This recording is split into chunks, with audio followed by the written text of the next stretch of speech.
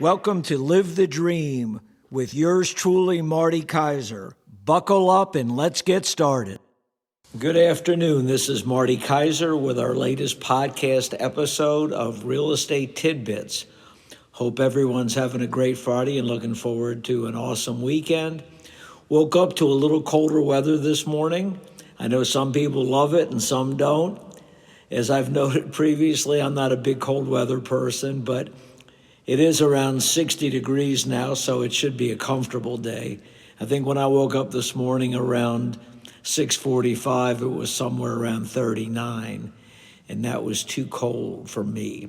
But anyway, we're definitely having some interesting weather this year. We get a lot more peaks and valleys than we're normally accustomed to, but it's just part of kind of a changing climate throughout the United States. But anyway, I'm not in the weather business, so enough about weather. Real estate-wise, what is going on with real estate? Well, we're definitely starting to see some new trends. We're getting a little bit more inventory activity, which should prove to be very good for buyers, because one of the things that we've experienced over the past 10 to 12 years has been a lack of inventory, especially in the more popular areas. So buyers had less opportunities, and frequently they got outbid, or maybe somebody got an offer in a lot quicker, and it was very stressful for buyers. So now that should start lightening up. In fact, if the trends continue for the next few months, we might actually change from a seller's market to more of a buyer's market. What I've seen during the first 7 weeks of 2025 is that while inventory has increased, buyer activity has stayed relatively flat. So obviously, when you look at supply and demand, for those of you who took economics in college, as supply increases but not demand, it favors the purchasers. So we're starting to see trends in that direction.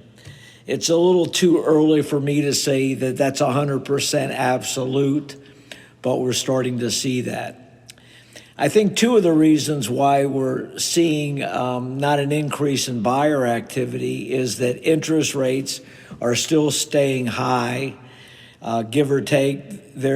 They range between like 6.75% to a high of about 7.5%, depending on the loan programs and what day of the week you're shopping for loans, etc. Secondly, I think there's just a lot of uncertainty in terms of what the economics of the country are going to be in 2025. For those of you that follow the news, you've seen kind of a dramatic change in how our government is functioning. There's been some wide sweeping changes with Elon Musk and his group of trimmers, so to speak. And it's easy to take a hatchet to things, but what's harder to do is to do a balanced approach where you take a hatchet to the things that you can absolutely say are not necessary and are waste, but you don't hatchet necessary programs. I know a lot of people are concerned with the health implications, the FAA safety with flying. That hits home to me in particular because I'm like a certain amount of people that fly because it's a necessary thing and obviously it saves time, but I'm not somebody that really enjoys flying. So now in the last 4 to 6 weeks, we've had some higher profile, unfortunately, some air catastrophes, and they've ranged from the big planes to the commuter-sized planes and then the private planes.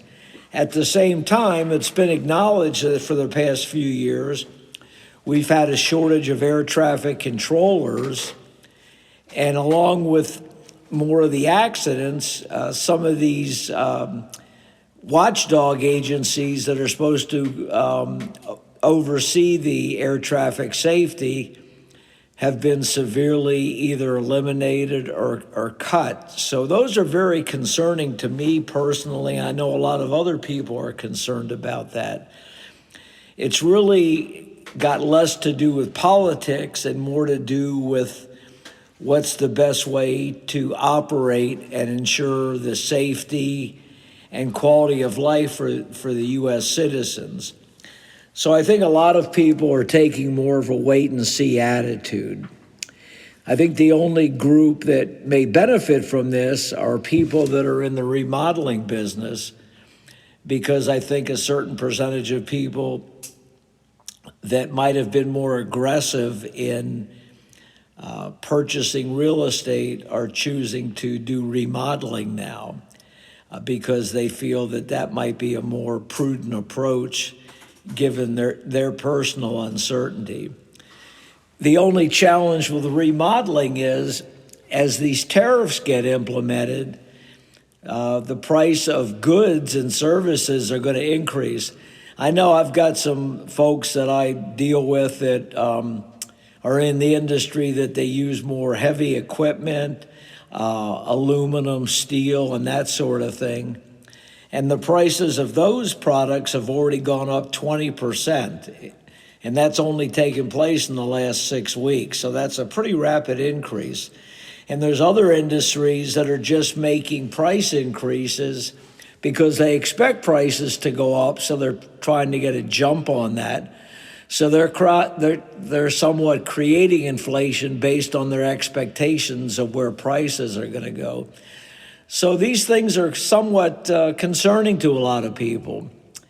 If we have increased inflation, which was kind of one of the two main criticisms of the previous administration, that's not going to bode well for anyone. At the same time, there's also concern about a recession. So if we have a recession combined with inflation, that's the worst of both and very concerning. The last time that we had that condition in our country was in the late 1970s when Jimmy Carter was the president. They called that stagflation. And people that bought houses during that time frame were, believe it or not, were paying 18, 19% in interest rates. We had a shortage of gas. We had gas waiting lines. I don't think the gas waiting lines are going to take place, and I don't think we'll have a shortage of gas because the U.S. production, contrary to what you read a lot of times, is at record levels. We make more gas in the United States now than we ever have. But I think there's a true concern about cost along with economic stagnation. And for those of you that are historians, Jimmy Carter, rightly or wrongly, will go down as one of the worst presidents of the 21st century because of the economic challenges that he faced when he was president. Along with that, when he ran for re-election in 1980, that was one of the largest defeats we've had in the 21st century. So there are costs with that. So people just need to be aware of that and try not to overthink things and not do panic things. Because I think if people expect these conditions to happen, they're a self-fulfilling prophecy and they'll actually have a more extreme increase. For example, if people expect us to have inflation and they decide to be proactive, like some of those businesses I was mentioning, and they raise their prices before the cost of their goods or services go up, that's just going to exacerbate the inflation. So anyway, those are some things to kind of follow. It should be interesting at the same time for a lot of people. It's a lot of anxiety. I kind of feel like we're living in an era of dog years. And what I mean by that, all these potential changes and ongoing changes that I'm talking about have only been in operation for 6 weeks, which is kind of weird when you think about it. It seems like it's been a lot longer, because usually when you make major changes on a wholesale level, they're gradually implemented. And we've done just the opposite now. We've kind of bludgeoned things without any kind of transition. And I personally am always in favor of more, even when changes are necessary. I think they have to be a gradual transition for people to adapt to them, for people to not panic, for people to not overreact. But nonetheless, that's not the approach that we're seeing in the United States now. So it should be interesting. I think with real estate, it's always what I call an industry that has its up cycles and its down cycles. And we've been on an upward trend pretty much for the last 12 or 13 years. So just from an historical perspective and a cyclical perspective, we're due for somewhat of a cooling off period in real estate. Obviously, people are still going to buy and sell homes, but it puts a lot more, in my opinion, emphasis on making more educated decisions. As a consumer, you'll want to do more research, not only about what's taking place currently, but what took place previously and what you expect to take place in the future. As more properties become available, consumers will be able to be more discerning, because they'll have more chances to do some comparison shopping, both of the property, of the neighborhood, of the lot setting, of the infrastructure, meaning that how conveniently located is it to shopping areas, how are the schools in that area, how convenient are the schools. So there's a lot of information for people to absorb, and it also puts an emphasis more on working with an experienced agent who can give you rapid answers and analysis and give you opinions that are going to benefit you, whether you're a purchaser or a seller. And I think with the new real estate programs that have come into play due to the legal changes that took place in August, I think people are starting to get used to them more. The changes are not over by any means, because the Justice Department is still evaluating some things that they haven't agreed to. For example, for those of you that have been in the market to buy a house or have considered buying one, you may have talked with a real estate broker like myself, who explained to you that now the procedures for a buyer are to actually sign a formal agreement with an agent that outlines exactly what the buyer's requirements are, what price range they're looking for, how long they're going to contract their agent to help them in the process, what type of zip codes they want to look in to be more specific on their agreement with their agent. And it parallels when you hire a realtor to list your home. For years, you obviously signed an agreement with the agent, outlining what the agent's responsibilities were, what the agent's fees were if your property successfully sold, and other issues that would relate to your agreement with your agent. With the buyer, it's somewhat similar on a parallel track. And one of the things that also mentions are, would the buyer have any fees with that agent? Where fees could come into play is if a buyer wants to look at a property and the compensation the seller is offering due to these legal changes may be little, if any. So if the buyer wants to purchase that home, they have to have a predetermined agreement with their agent on how they're going to handle those situations. So there's a little bit more to it now, and that's why it requires somebody that really understands these changes to completely, without confusing, explaining the changes to the buyer and what's going to work out for the buyer situation. You know, the buyers not only have requirements regarding real estate, but they also have requirements regarding how much liquid money they're able to put forward in a transaction, meaning the amount of down payment required, the potential closing expenses, and then any new fees that might come into play due to these legal changes. So it's making things a little bit more interesting, and it's putting more emphasis on communication skills.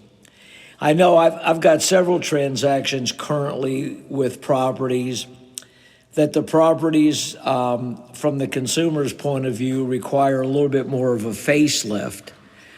So it requires the customers in many cases to get vendors out there to give them an estimate on how much the changes would run to correlate to what the consumer or the purchaser is looking for. And then that's going to affect not only what properties they pursue, but also their negotiating strategy and trying to factor in what the property's value is in its current condition. And then if the purchaser wants to do various changes, once they've identified how much those changes are going to cost them, then they have to factor that into what they're willing to pay for the property that makes financial sense to the buyer. And sometimes the numbers that they're using do not correlate to what the seller's expectations or needs are. So it kind of requires the broker in the transaction or the brokers to kind of work together in a more professional fashion and come up with a solution that meets the needs of both sides. Couple of the things that are still holding true in real estate is the number one criteria in real estate is location, location, location. But then a lot of these other issues still come into play. How modernized the house is, what it's lacking. Does the consumer need a pool? Do they want a private view where they don't have direct rear neighbors? How are the schools regarded in that particular community? How convenient is that community to some of the popular destinations, the airport, the theme parks, the beaches, the downtown Orlando area? So there's just a lot more variables that take place that need to be significantly looked at. And so that's why I recommend to all my customers before we get started in the real estate journey to have a frank discussion, have an excellent understanding of what your needs are, and then getting to work so that it's going to make your time more productive and you're going to find the properties that meet your criteria. From the seller's point of view, how do you optimize your equity and how do you frankly assess your property in terms of the pros and cons that your property has? It's kind of like baking a cake. You have to start off with the components and get to its ultimate conclusion. And sometimes that takes a little bit more time than others. So those are just a few of the things that are encompassed in real estate now. And it's probably changing at a little bit more rapid pace due to the cycle of real estate, along with some of these changes that are taking place in our society. Like in states like California, for example, and Florida, the environmental issues are becoming more of a factor. Like people that were buying in Florida will have to consider, if they're buying along the coastlines, what's been the historical pattern the last 10 years of hurricane damages, flood damages, what the rising insurance costs are. And I know myself, I'm dealing with more people now that are selecting Orlando, which is great for the folks that do business in Orlando like myself, because they feel that Orlando is more protected from these catastrophic conditions, because the southwest part of Florida has had a lot of weather issues the last few years. By the same token, in other states, I know you've read the publicity about these massive fires in California, mudslides, earthquakes, and they affect the desirability of certain areas in California. Plus, the cost of insurance gets way more expensive when you can find it. So these are things beyond the norm. In other words, before you were looking at schools, you were looking at convenience, you were looking at housing quality. But these environmental factors are becoming increasingly important in people's decision making. At the same time, people that have suffered these tragedies, they have to decide if they're going to rebuild, because what are the chances of these conditions continuing? And if they are going to rebuild, are they going to spend more money to make their properties a little bit more protected from these environmental situations? And if they choose to put better materials in, which obviously makes a lot of sense, there's going to be a higher cost for that. And if their insurance companies will not reimburse them for that, saying that their house was not insured to put in kind of state-of-the-art futuristic building to better protect your properties from these environmental hazards, is the potential consumer able to pay the difference out of pocket? So those are major life decisions. There are some people that are actually moving out of the state of California to other parts of the country because they feel that the environmental risk are just more than they want to deal with in certain parts of California. So anyway, it keeps life interesting. We're certainly in a changing society from a variety of reasons. And for a lot of people, there's a lot more anxiety. There's just a lot more, not only pressure on people making smart decisions, but for our kids that go to schools, having these drills to protect against mass shooters and that sort of thing. Our kids grow up with a lot more stress, and it's unfortunate. But one of the things that's clear, regardless of your feelings about weapons, is we haven't implemented any solutions to the rampant gun problems that we've had in the country. And we don't seem to be close to those solutions, because a lot of these mass shooters, they just go undetected. So the shootings take place, and then everybody is up in arms about how we're having to deal with these things, but we haven't come up with a method that people in our society agree to, with trying to minimize the amount of gun tragedies that we have. So I know I kind of throw that out of left field, but that's also, we're in a very anxiety-laden society now. And so there's a lot of variables to consider in your day-to-day life, of which, of course, real estate is one of the driving forces in our economics. So that's all for today. Hopefully stay warm over the next few days. We're supposed to have a mini cold spell in the Orlando area, and hopefully it's going to warm up some next week. We're kind of at our slower point in sports. I cover sports. I don't have as much to cover about sports because the Super Bowl just ended. Basketball season is about 2 months away from the playoffs. So people will start heating up a little bit following the NBA. College basketball is still about a month away from what we call March Madness, which is the NCAA tournament, which is quite popular. And baseball won't be starting until the end of March, early April. So we're kind of at a little bit of a slower period of sports. So everybody gets to kind of take a deep breath and regroup. So anyway, that's all for today. Stay healthy, stay happy, stay warm, and Marty Kaiser's out.